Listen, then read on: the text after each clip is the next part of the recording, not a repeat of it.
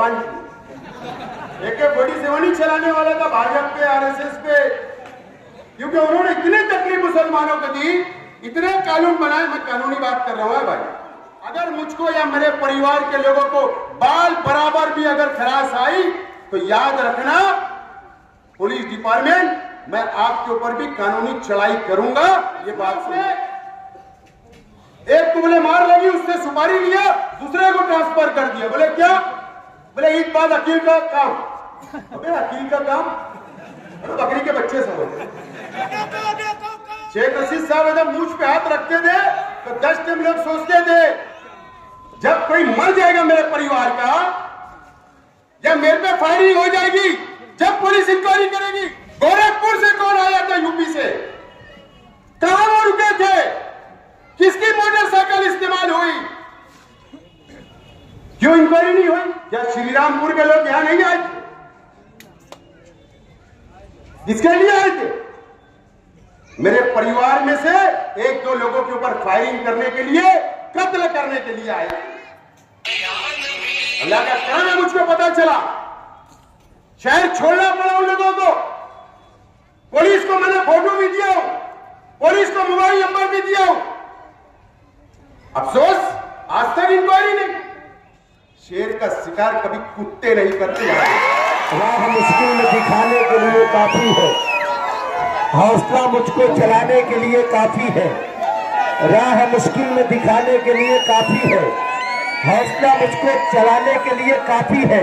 तेरी आवाज पे ये दौड़ के आई हुई भीड़ होश दुश्मन का उड़ाने के लिए काफी है। जोरदार तालियों से आपके हमारे लीडर अली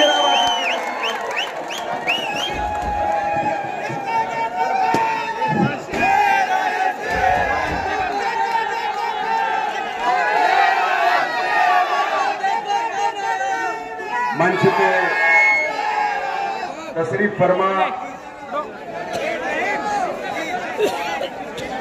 कांग्रेस पार्टी की धुलिया लोकसभा से अधिकृत उम्मीदवार डॉक्टर शोभा बच्चाओ जी, मंच पे तशरीफ फरमा डॉक्टर बच्चाओ साहेब, तायरा शेख रशीद साहिबा, हाजी यूसुफ साहब, और मंच पे तशरीफ फरमा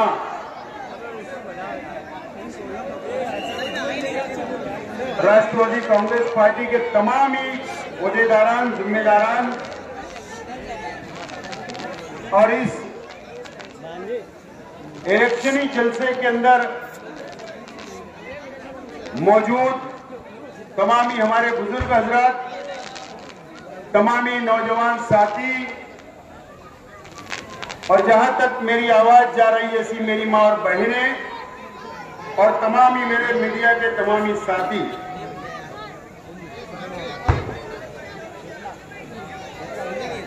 मैं राष्ट्रवादी कांग्रेस पार्टी की जानिब से और मालेगांव शहर की जानिब से इंडिया अलायंस की उम्मीदवार डॉक्टर शोभा बच्चाओ का मालेगांव शहर के अंदर ये पहला इलेक्शनी जलसे के अंदर मैं स्वागत करता हूं और इस्तेकबाल करता हूं।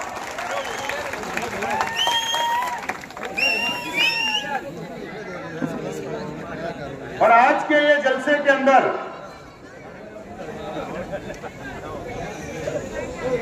आज हम थोड़ा, भाई साइलेंस, मेरे को थोड़ा सी आप बात आपस में मत करो बच्चों, थोड़ा सी प्लीज। और मैं अल्लाह से दुआ करता हूं कि आज हम शेख रशीद साहब के बिना पहला पार्लियामेंट का इलेक्शनी जलसा ले रहे हैं। मैं अल्लाह से दुआ करता हूं अल्लाह ताला शेख रशीद साहब को जन्नतुल फिरदौस में आला से आला मुकाम अता फरमाए।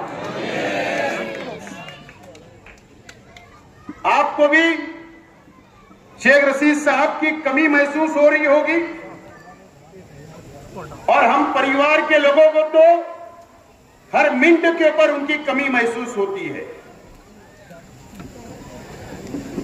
अगर आज शेख रशीद साहब होते तो हमारी इस मंच के ऊपर बैठकर सरपरस्ती करते, तकरीर करते और आप लोगों से वोट मांगते और हमारी क़यादत करते। मैं सबसे पहले तमाम ही शेख रशीद साहब के चाहने वाले, शेख रशीद साहब के पुराने नए, हमारी मां और बहनें गुरुवार वार्ड की जो शेख रशीद साहब को बहुत मोहब्बत की आप लोगों ने, और पूरे शहर की आवाम से मैं अपील करता हूं कि शेख रशीद साहब थे तो वो हमारे परिवार की सरपरस्ती किया करते थे, और आज शेख रशीद साहब नहीं है तो मैं आप लोगों से अपील करता हूं कि आप लोग मेरी और मेरे परिवार की सरपरस्ती करें और हमारा साथ देने का वादा करें।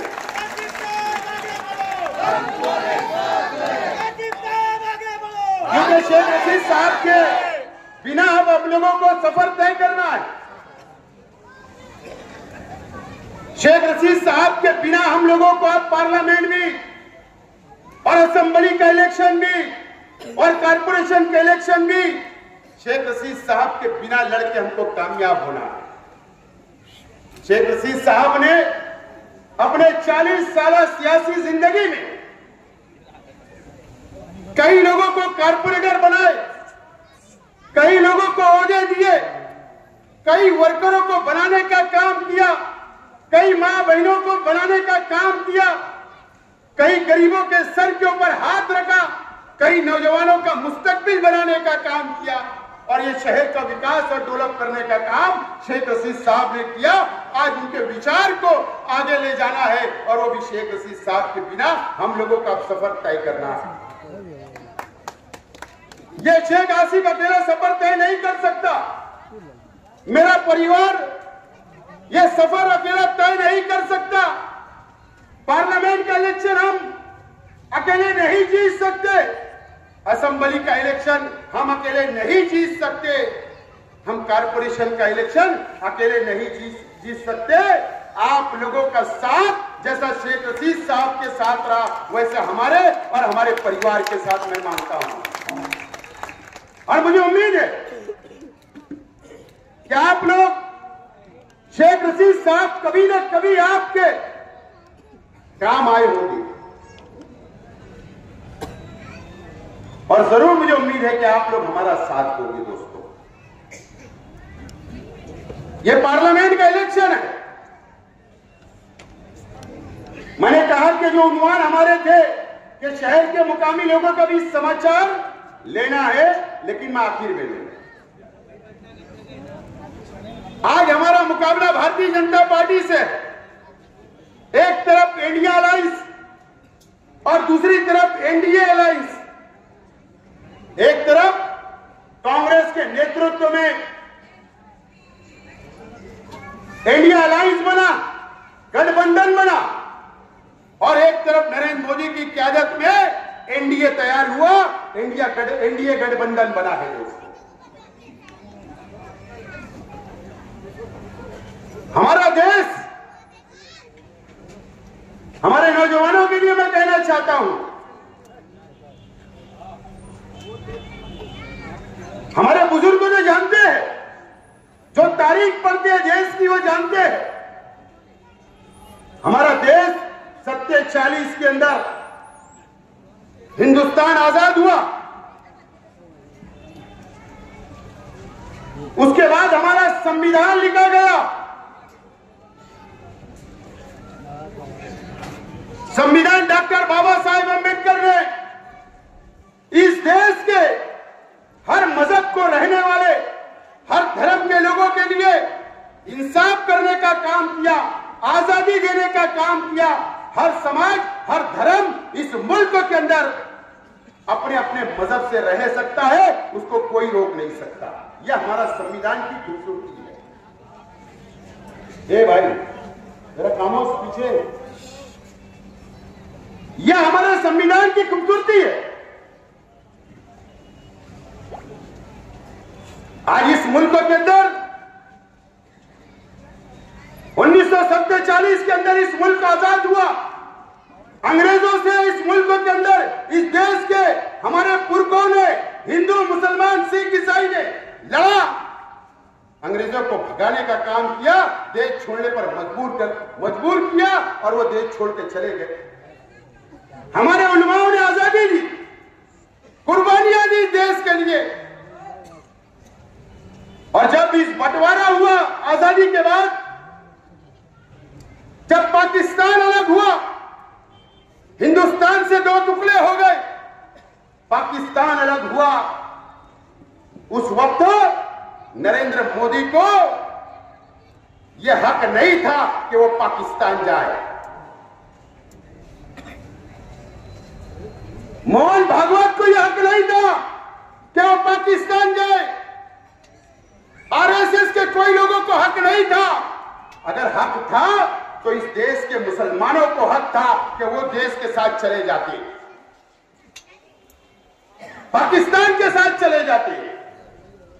लेकिन इस देश के मुसलमानों ने यह तय किया, हमारे उलमाओं ने यह तय किया, मौलाना अबुल कलाम आजाद ने दिल्ली की जामा मस्जिद की सीढ़ियों से मुसलमान रुक जाओ, और उनके बोलने के ऊपर लाखों नहीं करोड़ों मुसलमान इस देश के अंदर रहना हमने पसंद किया।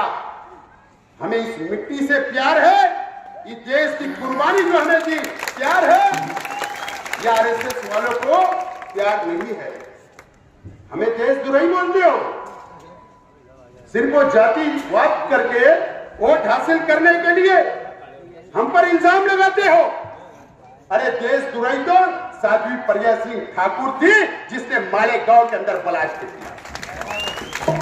देशद्रोही तो कर्नल पुरोहित था जिसने मालेगांव के अंदर बम ब्लास्ट किया, वो मास्टरमाइंड था। देशद्रोही तो असीमानंद था जिसने कबूल किया। ये किसके लोग थे? ये कांग्रेस के लोग नहीं थे। और देशद्रोही जो करता है, जो देश से गद्दारी करता है, वो कोई भी समाज, कोई भी धर्म का हो, उसको कोई जात और धर्म नहीं होती। देश के गद्दार तो तुम्हारी तंजीमें हैं, उनके जिम्मेदार है, हम नहीं।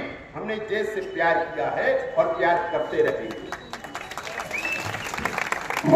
कांग्रेस की हुकूमत थी 14 तक, उस वक्त भी यूपीए सरकार थी, उसमें शरद पवार साहब और कई पार्टियां, लालू जी, मुलायम सिंह जी, कई पार्टियां थी। जब तक तो हम सुरक्षित थे, हमारी हिफाजत होती थी, हमारी शरीयत की हिफाजत होती थी। उसके बाद मोदी जी, आज अगर इस देश के अंदर तुम्हारे उल्टी गिनती इस इलेक्शन के अंदर जो शुरू हुई है, तो इस देश के हिंदू, मुस्लिम, सिख, ईसाई ने आपका चेहरा, जो आपके चेहरे से नकाब उतारा और जो तुमने बांटने का काम किया, इसके लिए आज आपको ये तकलीफ का सामना करना पड़ रहा है इस मुल्क के अंदर, और दर दर भटकना पड़ रहा है।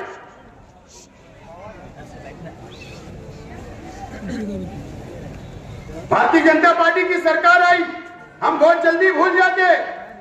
मेरी मां बहन इधर गलियों के अंदर सुन रही होगी,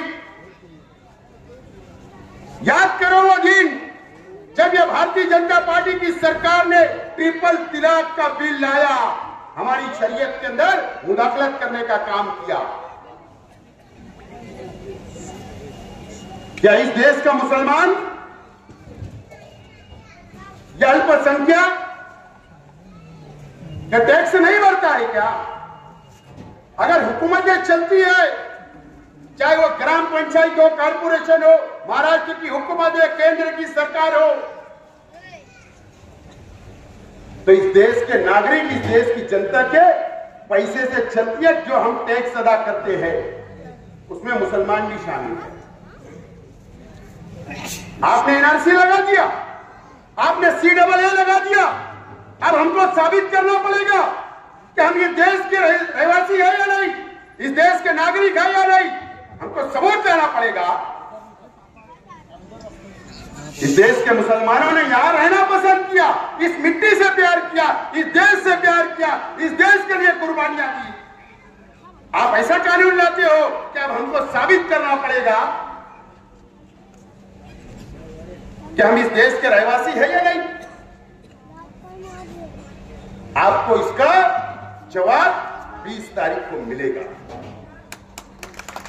20 तारीख को जवाब देना पड़ेगा। हम सब लोगों को मिलकर, हिंदू, मुस्लिम, सिख, ईसाई, हमारे दलित भाई, आदिवासी भाई, हम सेकुलर संविधान को मानते, इस देश के संविधान को मानते, हम हिंदू मुस्लिम भाईचारा को मानने वाले ये शहर है और हमको हमारी जिम्मेदारी ज्यादा है कि हम सब लोगों को मिलकर काम करना है। सुबह ताई बचाओ साहिबा का कांग्रेस का पंजा निशान है, मेरी पार्टी का तुतारी निशान है। न तो आप वहां तुतारी ढूंढोगे तो वो नहीं मिलेगी वहां, क्योंकि उम्मीदवार कांग्रेस पार्टी को यह सीट दी गई है, तो उनका निशान पंजा है। आपको 20 तारीख को उनको वोट देना है। मैं भी उम्मीदवार था,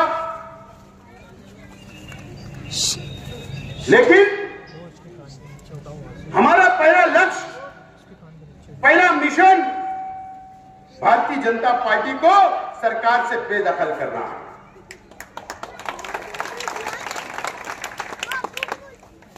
हम वापस हो गए।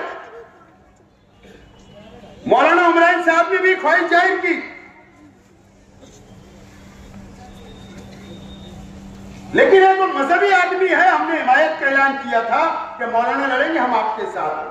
मौलाना वापिस हो गए।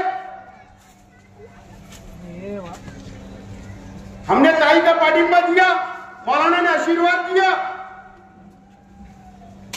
हमारा पहला मकसद, हमारा पहला मिशन भारतीय जनता पार्टी को बाहर निकालकर फेंकना है। हम हमारी आपस की लड़ाई और कभी मौके से उम्मीदवार हो, लेकिन आज वो वक्त नहीं है। ये शहर के अंदर आप भी सोच रहे हैं अजीब वो गरीब सियासत चल रही है कि नहीं, लेकिन आज मुझे थोड़ा सी बंधन है। न तो समाचार तो बहुत अच्छा ले सकता हूं, बंधन है, इसके लिए मैं बहरहाल बोलना भी तो जरूरी है, क्योंकि वो छोड़ेंगे क्या अपने को? उनके जलसे में छोड़ेंगे तो अपने को क्यों छोड़ने का? नहीं छोड़ेंगे। हम तुम्हारे साथ हैं।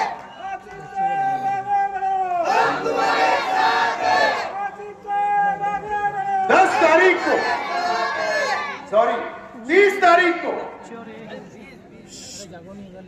यह शहर के अंदर कौन सा लीडर मालेगांव शहर में नहीं था? आप लोग ढूंढो, आवाम ढूंढे, मीडिया ढूंढे, कौन कहां गया था, किससे बैठक चल रही थी। वो 100 किलोमीटर दूर गए थे, हमारे जिले के हेडक्वार्टर में गए थे कि रियासत के हेडक्वार्टर में ही आप ढूंढो। लेकिन बहरहाल देखो, एक बात समझ लो, मैंने पार्टी ऑफिस के जलसे के अंदर कहा था, मीटिंग के अंदर, कि कुछ तो खिचड़ी पक रही है, वो हरे कलर की है या कौन से कलर की मुझे नहीं पता। कभी कभी सियासत के अंदर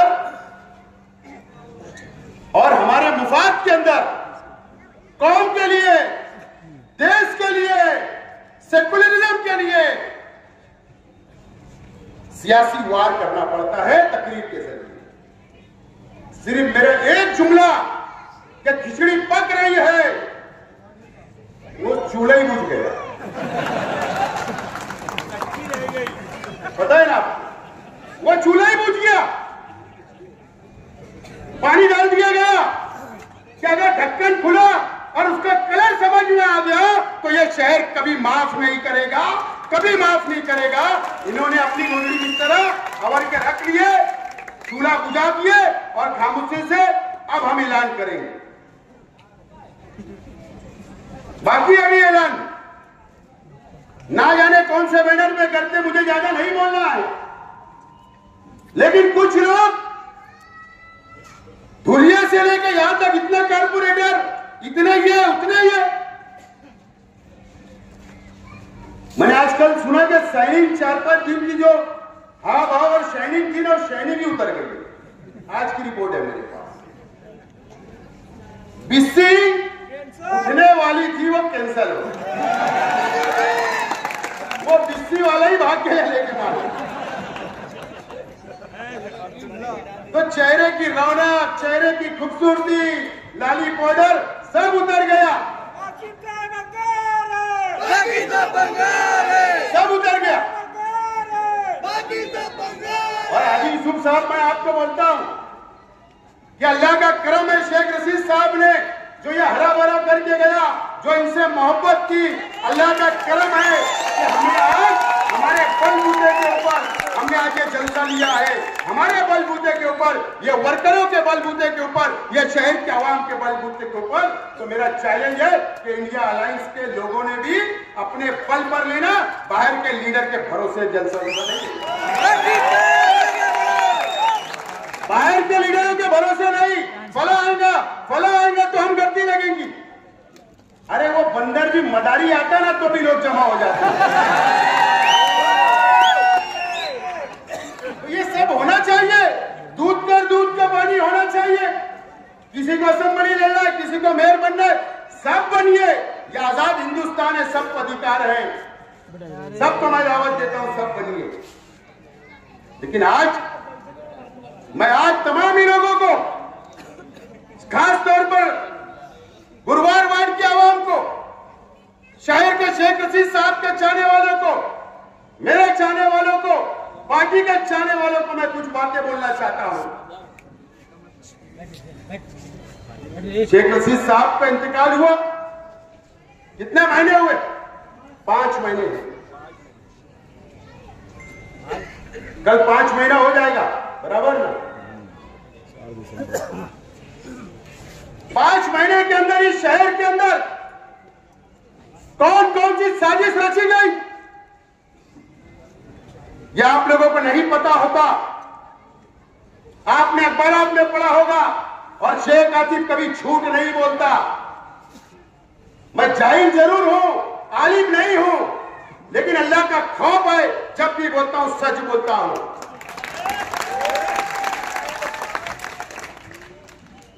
क्या श्रीरामपुर के लोग यहां नहीं आए थे?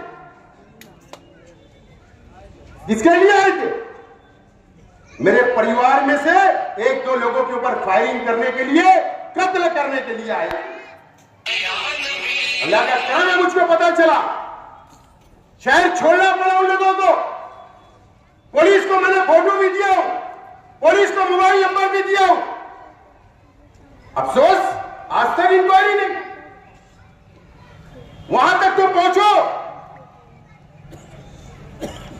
अगर कोई हमारे सीने पे आएगा तो हम सिर पे लेकर पटकना जानते, लेकिन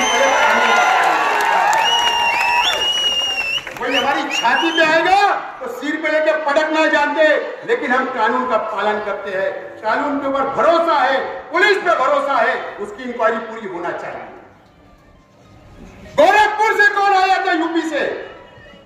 कहां वो रुके थे? किसकी मोटरसाइकिल इस्तेमाल हुई? क्यों इंक्वायरी नहीं हुई? जब कोई मर जाएगा मेरे परिवार का, जब मेरे पे फायरिंग हो जाएगी, जब पुलिस इंक्वायरी करेगी, पुलिस को इंक्वायरी करना पड़ेगा। पुलिस तो बहुत मोबाइल ट्रेस निकालती है, मैं तनकीद नहीं कर रहा हूं, लेकिन आपको संजीदगी से सोचना पड़ेगा। कौन उनका पैसा बुरा रहा था? कौन उनको घर दे रहा था रहने के लिए? कौन मोटरसाइकिल दे रहा था? कौन हमारे घर की, हमारी ऑफिसों की चौकसी करवा रहा था, निगरानी करवा रहा था? उसकी इंक्वायरी होना चाहिए। ये आज 5 महीने के अंदर ये सुनना पड़ रहा। अभी 1 हफ्ता पहले एक जगह मीटिंग हुई। अबे असेंबली लड़ो, पार्लियामेंट लड़ो, कुछ भी लड़ो, मर्द जैसा लड़ो। मर्द जैसा जैसा हम उतरते हैं और लड़ते हैं, हारते हैं या जीतते हैं, लेकिन छोड़ के मैदान कभी भागते नहीं है, आपके साथ खड़े रहते हैं। मीटिंग हुई, ठीक है, मुबारक हो, लड़ना चाहिए, सबको अधिकार है। मेरे परिवार से पिछले हफ्ते एक बच्चे से मीनारा होटल के पास कुछ तक किसी की हो गई, उसको फोन करके बोला जा रहा ये काय को कंप्रोमाइज किया, बोले शेख खलील भी मर गया, शेख खलील भी मर गया, शेख रशीद भी मर गया, बोले अब इनको घेर लो। शेर का शिकार कभी कुत्ते नहीं करते, शेर का शिकार कभी कुत्ते नहीं करते।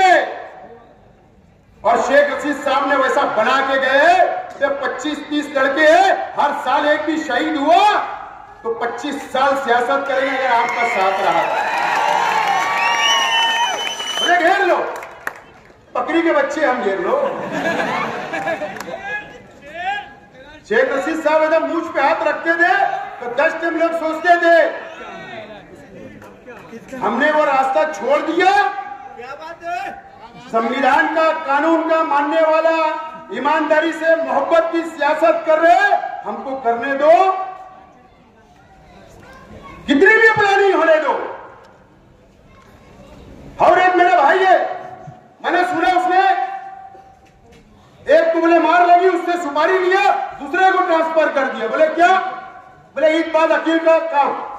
अबे अकील का काम, बकरी के बच्चे सब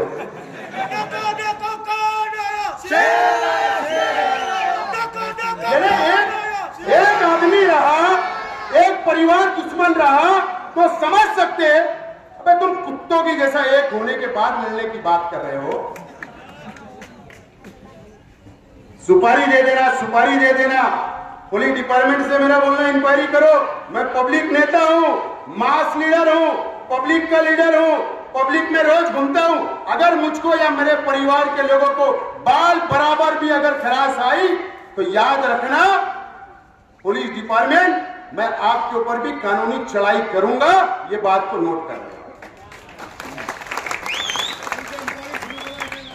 अगर हमने कुछ गलत किया, कानून हाथ में लिए तो करो ना कार्रवाई, केस बनाओ, जेल में डालो, कौन डरता है? बाजू के मंत्री से तो नहीं डरे हम, हमने उनके खिलाफ लड़ा तो लड़े, डरे क्या? लेकिन मैं आज सुभाजी को बोल रहा था कि तुम ताई को लेकर चले जाओ तकरीर के बाद, बोला आज फायरिंग होने वाली है ना जबान की। AK-47 चलाने वाला था भाजपा पे, RSS पे, क्योंकि उन्होंने इतने तकलीफ मुसलमानों को दी, इतने कानून बनाए। मैं कानूनी बात कर रहा हूं भाई, लेकिन मैंने मर्यादा में बोल रहा। लेकिन अब ये शहर में नहीं, न चलेगा नहीं, और न इस देश के अंदर जो इलेक्शन हो रहा है एनडीए वर्सेस इंडिया अलायंस, यह हमारी अपनी जिम्मेदारी है कि 20 तारीख को घरों से निकलना पड़ेगा। मां बहनों को भी, नौजवानों को भी, बुजुर्गों को भी। आपके घर रिक्शा आए ना आए, वर्कर आए ना आए, अगर आपके पास स्लिप नहीं पहुंची तो 2 दिन पहले हासिल करो और अपने पोलिंग बूथ के ऊपर जाकर कांग्रेस के पंजा निशान पर हमको वोट देना है और इंडिया अलायंस को सत्ता पे बैठाना है, ताकि काले कानून जो हमारे खिलाफ बने वो काले कानून खत्म हो जाए। मैं ये अपील आप लोगों से करता हूं। कांग्रेस से इख्तिलाफ हो सकते, मेरे तुम्हारे हो सकते, मुल्कों के हो सकते, लेकिन ये जगह नहीं है, ये वक्त नहीं है। पहला नंबर बीजेपी हमारा दुश्मन है, उसके अलावा हमारा कोई दुश्मन नहीं है, सब हमारे भाई भाई है। हम अलायंस में देखो कितने लोग की तस्वीर लगी है, सोनिया जी, ममता जी, येचुरी जी, जयंत पाटिल जी, केजरीवाल जी, उद्धव ठाकरे जी, स्टालिन जी, राहुल जी, अखिलेश जी, तेजस्वी यादव, कितने लोग हमारे साथ है। ये अलायंस अगर जीत जाएगा तो हम सुरक्षित रहेंगे, काले कानून नहीं बनेंगे, हम आजादी से जी सकते हैं। और इंशाअल्लाह मुझे उम्मीद है कि हम सब मिलकर, हिंदू, मुस्लिम, सिख, ईसाई मिलकर ये भाजपा का खात्मा करेंगे और 4 जून को जब नतीजे आएंगे तो इंडिया अलायंस की हुकूमत बनेगी। मैं आपसे अपील करता हूँ 20 मई को वोट देने के लिए निकलना है। बहुत बहुत शुक्रिया, खुदा हाफिज। मुझसे कोई जाने अनजाने में डायमंड कारपेट, हमारे वहाँ कारपेट, ग्रास, हेडलोन, रेलवे वाला कारपेट होलसेल रेट में दिया जाता है। हमारा पता याद रखें, मुस्तफा बंगार बाजार, डायमंड कारपेट।